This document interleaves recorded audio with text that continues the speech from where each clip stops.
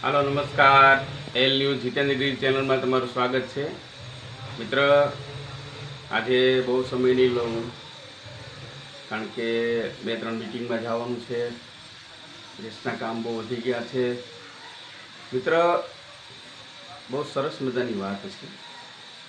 हूँ गाऊँ छूँ ने पछी समझावीश। जिसको नहीं है बोध तो गुरु ज्ञान क्या करे। जिसको नहीं है बोध तो गुरु ज्ञान क्या करे। मित्र, आनो मतलब ई थाय छे के जेने ज्ञान ज नथी, बराबर, एने तमे गमे एटलो बोध आपो, गमे एटલુं समजावो ते समजवाना ज नथी।